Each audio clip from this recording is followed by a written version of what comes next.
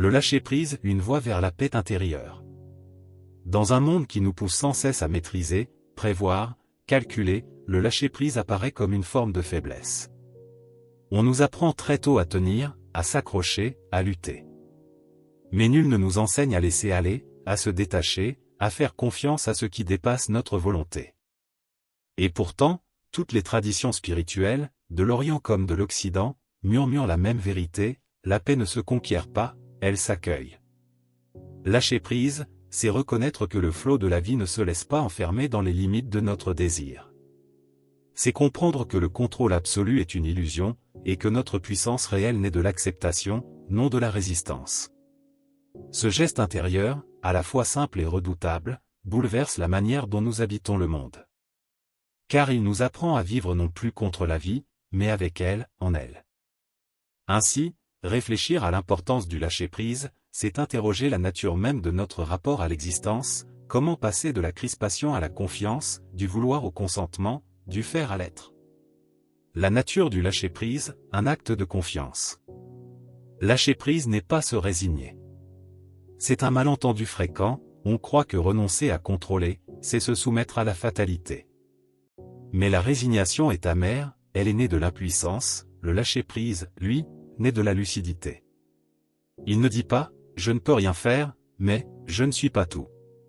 Dans cet espace entre puissance et limite se loge la confiance, confiance en la vie, en l'ordre secret des choses, en ce que certains nomment Dieu, d'autres le Tao, la source, ou simplement le mystère.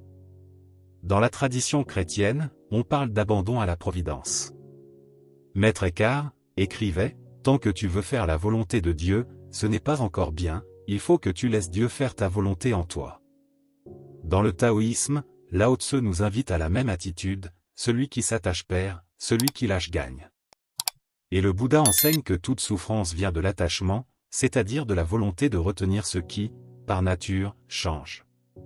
Le lâcher-prise est donc un acte de foi, non pas foi religieuse au sens étroit, mais foi existentielle, la confiance que, même lorsque tout semble se défaire, la vie porte en elle une sagesse plus grande que nos projets. L'attachement, racine de la souffrance. Pourquoi est-il si difficile de lâcher prise? Parce que l'être humain est habité par l'attachement à ses désirs, à ses opinions, à son image, à ses peurs. Nous nous accrochons à ce que nous croyons être, nous, et cet attachement devient une prison. Le Bouddha l'a exprimé avec une clarté lumineuse, le désir d'appropriation engendre la souffrance, car tout ce que nous tenons finit par nous échapper. Rien ne dure, ni les corps, ni les relations, ni les succès. Vouloir fixer ce qui est mouvant, c'est vouloir retenir l'eau dans nos mains. Spinoza, dans un autre langage, affirmait que la liberté ne consiste pas à obtenir tout ce que nous voulons, mais à comprendre la nécessité de ce qui est. Le sage est celui qui consent à la réalité, non celui qui la plie à ses attentes. L'attachement est donc la racine de nos tourments intérieurs. Il crée la peur de perdre, la colère quand la vie contredit nos plans, la tristesse de ce qui passe. Lâcher prise, au contraire, c'est se délier de cette peur, c'est apprendre à aimer sans posséder, à agir sans exiger, à accueillir sans conditionner. Dans ce mouvement d'ouverture, le cœur se libère. L'amour vrai naît du détachement, aimer, c'est vouloir le bien de l'autre, non pas le retenir. Lâcher prise, c'est aussi cela, reconnaître que rien ne nous appartient, pas même nos proches, nos réussites, ni nos certitudes.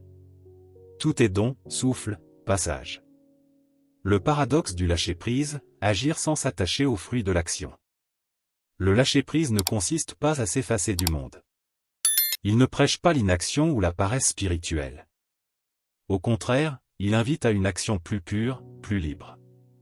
Le Bhagavad Gita, texte sacré de l'Inde, enseigne ce paradoxe lumineux, agis, mais sans t'attacher aux fruits de ton action.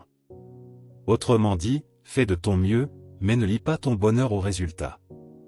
Car dès lors que tu agis pour obtenir, tu t'enchaînes au succès ou à l'échec. Mais si tu agis par amour de l'action juste, par fidélité à ton être profond, tu deviens libre. Dans le Tao Te Ching, Lao Tzu parle de « l'action sans effort », voué, une action en harmonie avec le flux du monde, non pas contre lui. Ce n'est pas l'absence d'action, mais l'action fluide, inspirée, où l'ego s'efface pour laisser agir la vie elle-même. Le lâcher-prise n'est donc pas une fuite du réel, mais une réconciliation avec lui. C'est cesser de lutter contre le courant, pour devenir le courant. C'est comprendre que la maîtrise véritable ne réside pas dans la tension, mais dans la souplesse. Celui qui lâche ne devient pas faible, il devient souple, adaptable, vivant. Comme le roseau face au vent, il plie mais ne rompt pas. L'expérience intérieure du lâcher-prise. Lâcher-prise n'est pas un concept, c'est une expérience. Il ne suffit pas d'en parler, il faut le vivre. Et le vivre, c'est traverser plusieurs étapes intérieures. D'abord, la prise de conscience, reconnaître que notre attachement nous fait souffrir. Tant que nous croyons que le problème vient du monde extérieur, nous restons prisonniers. Le lâcher-prise commence quand nous comprenons que notre combat est intérieur. Vient ensuite l'acceptation, accueillir la réalité telle qu'elle est, non telle que nous voudrions qu'elle soit. Cela ne signifie pas se résigner à l'injustice ou à la douleur, mais cesser de nier ce qui est. L'acceptation ouvre la porte à la transformation. Puis naît la confiance, celle qui dit en silence, « Je ne sais pas où la vie me mène, mais je sens qu'elle m'y conduit pour une raison juste. » Cette confiance ne s'argumente pas, elle se ressent, comme un apaisement profond, une certitude sans mots.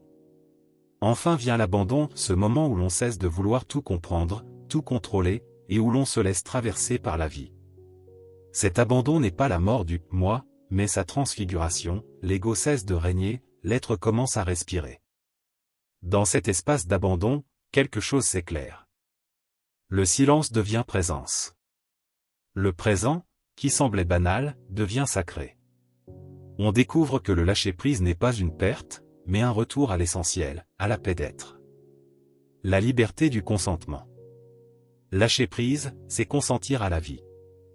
Non pas parce qu'elle serait parfaite, mais parce qu'elle est. C'est reconnaître en chaque instant une invitation à vivre pleinement, sans résistance. Toutes les grandes traditions, sous des mots différents, ont pointé ce même secret. La paix ne vient pas de la victoire, mais du consentement. Les stoïciens l'appelaient amor fati, l'amour du destin, les bouddhistes, la cessation du désir, les mystiques, l'union avec la volonté divine. Toutes disent une seule chose, que la sagesse consiste à dire « oui » à ce qui est. Le lâcher-prise ne retire rien à la vie, il la rend à elle-même. Il nous apprend que nous n'avons pas à tout comprendre pour être en paix, ni à tout posséder pour être comblé. Il nous apprend que la vraie force n'est pas dans la tension, mais dans la disponibilité. Celui qui lâche prise ne perd rien, il se retrouve. Car au-delà des attentes, des peurs et des illusions, il découvre la source immobile qui coule en lui, la conscience pure, silencieuse, immuable. Là, dans ce centre tranquille, il n'y a plus de lutte, plus de manque, plus de séparation. Il n'y a que l'être, et la joie tranquille d'être un avec la vie. Ainsi, lâcher prise n'est pas un effort, c'est un retour. Un retour à la simplicité, à la confiance, à l'essentiel. C'est le plus grand des détachements, et le plus grand des accomplissements. Ce que tu lâches te libère. Ce que tu retiens te retient. La tension de l'existence est la quête d'abandon. Depuis la naissance de la conscience, l'être humain cherche à maîtriser ce qui l'entoure. Il veut comprendre, contrôler, prévoir, retenir. C'est là la marque même de son intelligence, ce pouvoir de saisir, de définir, d'ordonner le monde selon les cadres de sa raison. Pourtant, cette main qui saisit finit souvent par se crisper. Car vouloir tout retenir, c'est se condamner à la peur de perdre. Vouloir tout comprendre, c'est s'enfermer dans la prison de l'inquiétude. Vouloir tout contrôler, c'est se séparer de la vie qui, elle, ne contrôle rien, mais s'écoule librement. C'est dans cet espace de tension que naît la nécessité du lâcher-prise. Ce n'est pas une résignation, ni un renoncement par faiblesse, mais une libération par lucidité. Lâcher prise, c'est retrouver l'harmonie avec la dynamique profonde de l'existence, cette respiration entre le plein et le vide, entre l'effort et le repos, entre le vouloir et le consentir.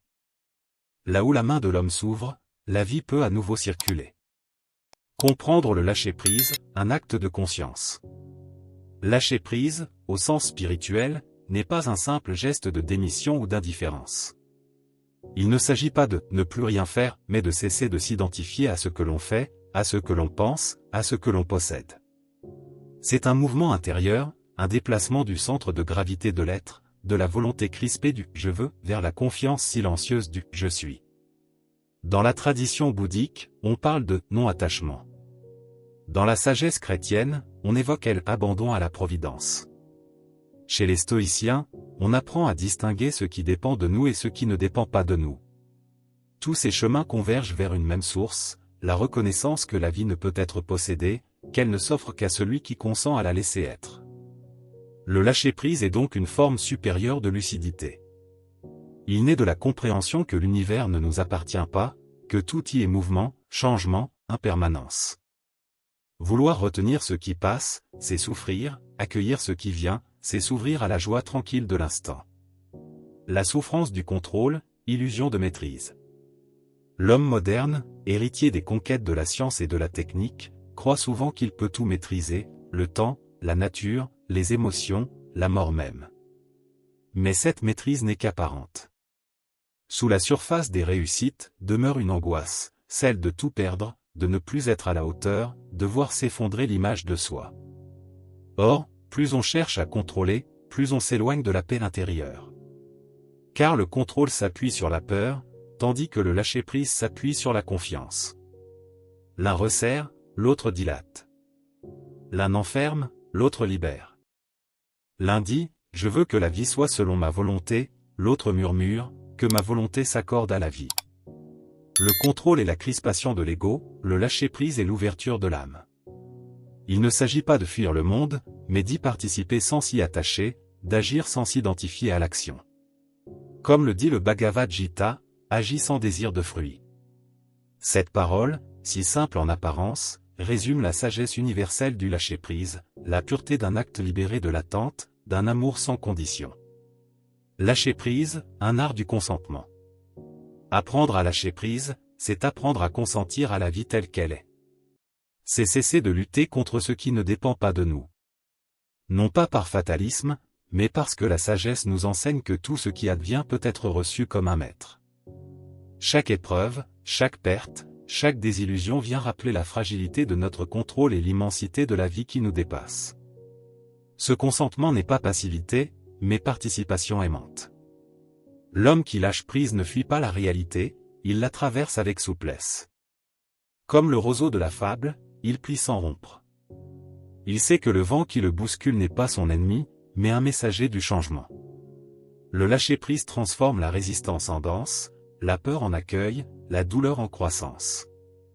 Dans la contemplation mystique, le lâcher-prise devient prière, que ta volonté soit faite. Dans la philosophie stoïcienne, il devient sérénité, apprends à vouloir ce qui arrive. Dans la sagesse orientale, il devient vacuité, soit comme l'eau, sans forme fixe. Toutes ces expressions disent la même vérité, la paix n'est quand le moi cesse de s'opposer à la vie. Le paradoxe de l'action détachée. On croit souvent que lâcher prise, c'est cesser d'agir. Mais c'est le contraire, c'est agir pleinement, sans tension, sans peur, sans revendication. L'action la plus juste est celle qui jaillit du silence intérieur, non de la volonté crispée d'obtenir un résultat. Lorsque l'esprit est libre de l'attente, l'action devient pure offrande. Le maître zen balaie le sol avec la même attention que s'il méditait, le mystique prie avec le même naturel qu'il respire, l'artisan façonne l'objet sans chercher la gloire. Dans ces gestes simples, le lâcher-prise devient un art de vivre, l'art d'agir sans se perdre dans l'action. C'est dans ce dépouillement que la véritable créativité naît. L'esprit apaisé n'est plus distrait par la peur ou le désir, il devient canal de l'intelligence universelle. Ainsi, lâcher prise n'est pas un abandon du monde, mais une participation à sa respiration profonde. C'est une alliance avec le rythme secret du réel. Le chemin intérieur, du vouloir au consentement. Le lâcher prise ne s'impose pas, il se découvre, lentement, au fil des expériences. Il commence souvent dans la douleur lorsqu'une situation nous échappe, lorsqu'un être aimé s'en va, lorsqu'un projet s'effondre. Alors, face à l'impuissance, quelque chose en nous s'ouvre, une autre conscience, plus vaste, plus tranquille. On comprend alors que tout ce que l'on perd extérieurement n'est qu'un vêtement du moi. Et que ce qui demeure, c'est la présence silencieuse au cœur de tout. Lâcher prise, c'est se laisser tomber dans cette présence, comme une goutte d'eau retourne à la mer. C'est cesser de dire « moi » pour commencer à dire « cela est ». Peu à peu, la peur s'efface. L'âme apprend à vivre dans la confiance, à aimer sans posséder, à œuvrer sans forcer. Elle découvre que l'existence, loin d'être un champ de bataille, est une danse cosmique où chaque chose a sa place. Lâcher prise, c'est devenir fluide, transparent, disponible à l'invisible. C'est être traversé par la vie plutôt que d'essayer de la retenir. Vers une sagesse universelle du lâcher-prise. Toutes les grandes traditions spirituelles enseignent, sous des noms différents, la même vérité, la liberté intérieure naît du détachement. Qu'on l'appelle Wu-Wei chez les taoïstes, abandon chez les mystiques chrétiens, ataraxie chez les stoïciens ou satori chez les bouddhistes, c'est toujours la même expérience d'un cœur qui cesse de résister. Lâcher prise, c'est reconnaître que la vie est plus vaste que nous. C'est entrer dans le mystère du réel avec humilité. C'est comprendre que rien ne nous appartient, ni les choses, ni les êtres, ni même nos pensées. Et dans cette dépossession, paradoxalement, tout nous est rendu, car tout devient don. Alors, la gratitude remplace la peur, la paix remplace la tension. La lumière intérieure dissout l'ombre du vouloir. L'homme qui a lâché prise n'a plus besoin d'être autre chose que ce qu'il est. Il ne cherche plus à posséder la vie, il la goûte. Il ne veut plus comprendre le monde, il le contemple. Il ne lutte plus contre le flot, il devient le flot. Laisser être, pour être. Lâcher prise, c'est un art de mourir à soi-même pour renaître à la vie. C'est le passage de la main qui serre à la main qui s'ouvre, du cœur qui exige à celui qui remercie. Dans le lâcher prise, la peur se dissout dans la confiance, et le contrôle se transforme en offrande. Ce n'est pas un effort à accomplir, mais une révélation à accueillir. Lorsque nous cessons de nous agripper, la vie se charge de nous porter. Comme une feuille qui se laisse porter par le vent, comme une vague qui se laisse soulever par la mer, l'être humain découvre enfin sa véritable nature, non pas séparée, mais unie à la totalité. Ainsi, lâcher prise, c'est l'acte spirituel suprême, le sceau de la sagesse universelle. C'est l'acceptation amoureuse du mystère. C'est le oui profond à ce qui est. Et dans ce oui, dans ce silence de l'âme réconciliée, résonne la parole la plus simple et la plus haute. Tout est bien. Si tu as aimé ce message, dis-moi ce que tu en as pensé en commentaire. Je me ferai un plaisir de le lire. N'oublie surtout pas de laisser un pouce bleu, de t'abonner et d'activer la cloche de notification pour en recevoir plein d'autres, et enfin partage-le à toutes les personnes que tu aimes. Merci d'avoir écouté notre message, prends soin de toi et à la prochaine.